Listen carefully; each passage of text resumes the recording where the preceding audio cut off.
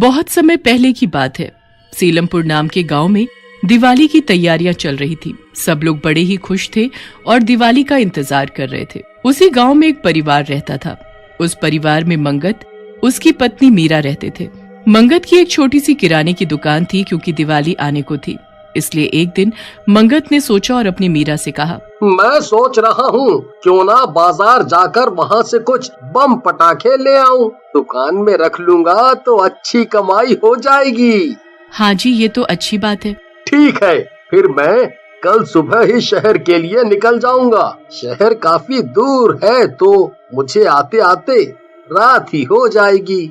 बस फिर अगली सुबह मंगत पटाखे लेने के लिए शहर निकल पड़ता है। शहर में काफी भीड़ होती है और मंगत को आते आते रात हो जाती है। जल्दी घर पहुंचने के चक्कर में मंगत अपनी साइकिल एक जंगल के रास्ते से निकाल लेता है। जंगल काफी घना और खतरनाक होता है। काफी दूर आने के बाद मंगत की साइकिल की अचानक चेन उतर जाती है। ओहो, इस चैन को भी अभी उतरना था। एक तो पहले ही इतनी देर हो गई है।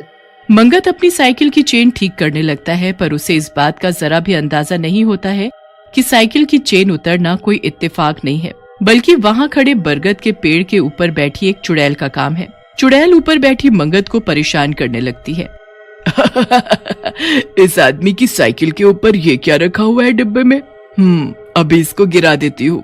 चुड़ैल मजे मजे में उस आदमी की साइकिल पर रखे डब्बे को नीचे गिरा देती है। डब्बे में से कुछ पटाखे बाहर आ जाते हैं। चुड़ैल उनको देखकर अचानक उदास हो जाती है। मंगत अपने पटाखे वापस डब्बे में भरकर साइकिल पर रखकर जैसे तैसे घर जाने लगता है। अब चुड़ैल भी उसके पीछे पीछे लग जाती है और उस आदमी के गांव तक पहुंच जाती है। गांव में पहुंचते ही चुड़ैल की आंखें खुशी से चौड़ी हो जाती हैं। दिवाली, वाह, सब कितना सुंदर है। अब मैं भी इन सब के साथ दिवाली मनाऊंगी। चुड़ैल उस आदमी के साथ उसके घर तक पहुंच जाती है। घर में मंगत अपना पटाखों का डब्बा लेकर पहुंच जाता है। अरे, आ गए आप? काफी देर लगा दी आपने। अरे बस क्या बताऊं कि कितनी भीड़ थी शहर में, और ऊपर से मेरी साइकिल पंचर हो गई। उसके बाद मेरे पटाखे गिर गए। बड़ी मुश्किल से घर पहुंचा हूँ। ओहो, चलो आप हाथ मुंह धो लो, मैं खाना लगा देती हूँ। मंगत मुंह हाथ धोकर खाना खाने लगता है और चुड़ैल वहीं खड़ी उस डब्बे को देखती रहती है। जब मंगत और मीरा सो जाते हैं तो वो चुपके से उस डब्बे को घर के बाहर ले जाती है और फिर उसमें से पटाखे निकालने लगती है। अरे वाह, अब इन पटाखों को जलाऊंगी, कितना मजा आएगा। कितने नए नए तरीके के पटाखे हैं ये, मैंने तो कभी नहीं देखे। चुड़ैल एक एक करके उन पटाखों को जलाने लगती है और खुशी के मारे उछलने लगती है। पटाखों की आवाज सुनकर मंगत अचानक उठ जाता है। हे भगवान, ये इतनी रात को पटाखों की आवाज कहाँ से आ रही है? मंगत और मीरा जल्दी से बाहर जाते हैं तो देखते हैं कि उनके पटाखे का डब्बा बाहर रखा हुआ है और सारे पटाखे यहाँ वहाँ फैले हुए हैं। कुछ पटाखे जल रहे हैं और कुछ जले हुए पड़े हैं। हे भगवान, मेरे पटाखे!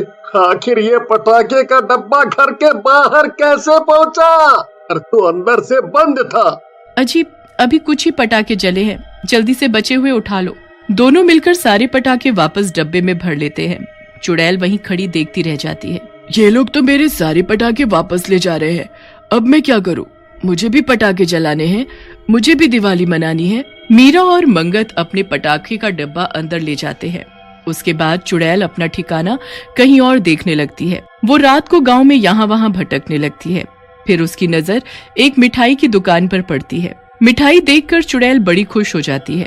अरे वाह, मिठाई, इतनी सुंदर सुंदर और स्वादिष्ट मिठाई, मुझे भी खानी है। एक काम करती हूँ, जल्दी से दुकान में घुस जाती हूँ। चुड़ैल जल्दी से दुकान की तरफ आगे बढ़ती है और दुकान के बाहर लगी मिठाई में से एक मिठाई उठाकर खाने लगती है। वाह, कितनी स्वादिष्ट है। इतनी स्वादिष्ट मिठाई तो मैंने कभी नहीं खाई। चुड़ैल वहाँ खड़ी मिठाई का स्वाद ले ही रही होती है कि तभी दुकान का मालिक अपने नौकरों को दुकान बंद करने को बोलने लगता है। अरे भाई, इतनी रात हो गई है, जल्दी जल्दी सब मिठाई दुकान के अंदर रखो और दुकान बंद करो। इतने आलसी हो गए हो तुम लोग कि मैं तो परेशान हो गया हूँ तुमसे। अभी सब मिठाई अंदर रख रहे हैं बाबूजी, आप चिंता ना करें, बस 5 मिनट में हम सब कर देंगे। दुकानदार अपने नौकरों पर गुस्सा करता है और सब जल्दी जल्दी सारी मिठाई अंदर रख देते हैं। चुड़ैल मिठाई के 2 टुकड़े लेकर वहीं खड़ी रह जाती है। मेरी मिठाई, अब मैं मिठाई कैसे खाऊंगी? अब मैं क्या करूं? मुझे कुछ और देखना पड़ेगा। वो रात ऐसे ही निकल जाती है और फिर अगले दिन चुड़ैल फिर से यहाँ वहाँ भटकने लगती है। उसे गांव में चारों तरफ दिवाली की तैयारियां होती दिखती हैं, जिसे देख वो बड़ी खुश होती है और वहीं खड़ी होकर सब बड़े ध्यान से देखने लगती है। चुड़ैल की नजर फिर अचानक एक दुकान पर जाती है, जहाँ बड़े ही सुंदर सुंदर कपड़े मिल रहे होते हैं। चुड़ैल हाथ लगाकर उन कपड़ों को देखने लगती है। वाह, कितने सुंदर कपड़े हैं ये! काश मेरे पास भी ऐसे कपड़े होते। मैं भी दिवाली पर सबकी तरह सुंदर सुंदर कपड़े पहनती। एक काम करती हूँ, अभी यहाँ कोई भी नहीं है, जल्दी से एक सुंदर सा सूट निकाल कर देखती हूँ। चुड़ैल एक सूट निकालती है और शीशे के सामने खड़ी होकर उसे अपने ऊपर लगाकर देखने लगती है। अरे वाह, ये तो मुझ पर कितना जच रहा है। अब मुझे भी यही सूट चाहिए, मैं भी दिवाली पर इसे पहनूंगी। चुड़ैल उस सूट को अपने ऊपर लगाकर देख ही रही होती है कि अचानक उसके पीछे दुकानदार आ जाता है, जिसे वो चुड़ैल सामने तो नहीं बल्कि शीशे में दिख जाती है। अरे भाई लोगों, जल्दी आओ, जल्दी आओ। अरे क्या हुआ सेठ जी, क्यों चिल्ला रहे हो? आप तो काफी डरे हुए भी लग रहे हो। अरे बात ही कुछ ऐसी है। अरे पर बात तो बताओ कि क्या है? अरे मैंने अपनी दुकान में एक चुड़ैल देखी है। मुझे वो सामने तो नहीं दिखी, लेकिन वो शीशे में साफ साफ दिख रही थी। वो मेरी दुकान के कपड़े अपने ऊपर लगाकर शीशे के सामने खड़ी थी और खुद को देखकर बड़ी खुश हो रही थी। हे भगवान, ये आप क्या बोल रहे हो? हमारे गांव में मतलब चुड़ैल घूम रही है? अरे भाई लोगों, अब दिवाली आ रही है ना, इसलिए मुझे लगता है किसी ने जादू टोना करके आपकी दुकान में चुड़ैल छोड़ दी है। आप जल्दी इसका कुछ करो, क्योंकि आज आपकी दुकान बर्बाद कर देगी और कल को किसी और की। अरे जल्दी से गांव के तांत्रिक को बुलाओ और वही इसका समाधान करेंगे। और आप सबसे पहले उस दुकान को बाहर से बंद कर दो, ताकि वो चुड़ैल अंदर ही बंद हो जाए। दुकानदार जल्दी से जाता है और अपनी दुकान का शटर बाहर से लगा देता है। शटर बंद करते ही चुड़ैल अंदर बंद हो जाती है। अरे ये दुकान किसने बंद कर दी? अब मैं क्या करूं? मुझे तो इतना जादू भी नहीं आता कि मैं ये दुकान खोल सकूं। अब मैं क्या करूं? चुड़ैल तो अंदर बंद हो जाती है और इधर गांव वाले उस तांत्रिक को बुला लाते हैं। तांत्रिक दुकान के बाहर खड़े होकर अपने मंत्र पढ़ने लगता है और कुछ कुछ चीजें दुकान के ऊपर फेंकने लगता है।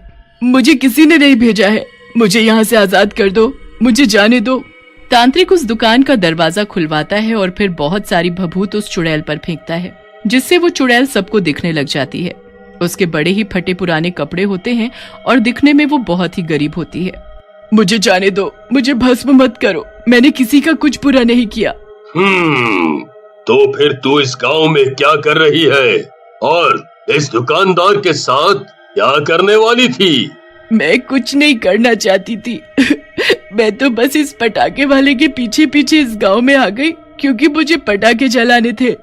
फिर जब मैंने पटाखे जलाने शुरू किए तो उसकी आवाज से ये लोग उठ गए और सारे पटाखे ले गए। मैं बाहर ही रह गई। उसके बाद मैं मिठाई खाने गई तो वहाँ भी उस दुकानदार ने सारी मिठाई अंदर रखवा दी और मैं मिठाई भी नहीं खा पाई। मैंने कुछ नहीं किया, मैं बहुत गरीब थी और दिवाली वाले दिन ही मेरी मौत हो गई थी बड़ी इच्छा थी हमेशा एक अच्छी दिवाली मनाऊं, पर ऐसा कभी नहीं हो सका मैं भूत चुड़ैल देखकर बता सकता हूँ कि कितना खतरनाक है। ये चुड़ैल ऐसी नहीं है, ये सच बोल रही है। अब तुम सब गांव वालों को इसकी इच्छा पूरी करनी होगी, पर तुम भी वादा करो कि उसके बाद तुम यहाँ से चली जाओगी। हाँ, मैं वादा करती हूँ, फिर मैं चली जाऊंगी। बस फिर सब गांव वाले उसकी ये इच्छा पूरी करते हैं। उसकी जो इच्छा जीते जी पूरी नहीं हो पाई थी, वो मरने के बाद पूरी हो ही जाती है। दिवाली के खत्म होते ही वो चुड़ैल सबको खुशी से धन्यवाद करती है और वहाँ से हमेशा हमेशा के लिए चली जाती। बहुत समय पहले की बात है। रामपुर नाम का एक गांव हुआ करता था। उस गांव के लोगों में आपस में बहुत प्यार और भाईचारा था। सब मिलजुल कर एक परिवार की तरह रहते और सभी खुशी और त्योहार मिलजुल कर मनाते। दिवाली आने वाली थी, इसलिए उस गांव में रौनक और भी ज्यादा थी। हर तरफ बाजार लगे हुए थे। हर तरफ रोशनी और खुशियां ही खुशियां थी। सब दिवाली की सफाइयों और तैयारियों में लगे हुए थे। बच्चों को तो दिवाली आने का सबसे ज्यादा इंतजार था, पर किसी को क्या पता था दिवाली से पहले उनके गांव में इतनी बड़ी मुसीबत आने वाली है। दिवाली से कुछ दिन पहले की ही बात है, जब उस गांव में एक रात एक चुड़ैल दाखिल हो जाती है। उस चुड़ैल के पास एक बहुत ही बड़ा अनार बम होता है। वो बहुत डरावनी होती है और उससे भी ज्यादा उसकी डरावनी हंसी होती है। आ गई मैं, मुझे इससे ज्यादा अच्छा गांव कोई मिल ही नहीं सकता था। यही वो गांव है जहां मेरा मकसद पूरा हो सकता है, पर सबसे पहले मुझे यहाँ रहने के लिए कोई जगह चाहिए होगी। कहाँ जाऊँ? चुड़ैल यहाँ वहाँ गांव में अपना रहने का ठिकाना ढूंढने लगती है। फिर उसकी नजर एक घर पर पड़ती है। वो उसकी खिड़की से अंदर झांक कर देखती है तो अंदर टोकरों में कुछ बम पटाखे रखे हुए होते हैं। फिर वहाँ माला आती है जो उन टोकरों को उठाकर एक किनारे रखने लगती है। आज तो काफी पटाखे बना लिए मैंने, अब कल इनको शहर जाकर बेच आऊंगी। हे भगवान, इस पेट को पालने के लिए इस अकेली औरत को क्या क्या करना पड़ता है, पर कर भी तो क्या सकती हूँ, जब मेरा कोई है ही नहीं तो अकेले ही सब करना होगा। अच्छा, तो ये औरत इस घर में अकेली रहती है, और इसका पटाखे का काम है। वाह, इससे बढ़िया तो मुझे कोई घर मिल ही नहीं सकता था। चुड़ैल उस घर का दरवाजा खटखटाने लगती है। अरे, कौन आ गया इतनी रात को? किसी को भी चैन नहीं है। जरूर ये बच्चे होंगे जो मुफ्त के पटाखे लेने आए होंगे। अभी बताती हूँ इनको।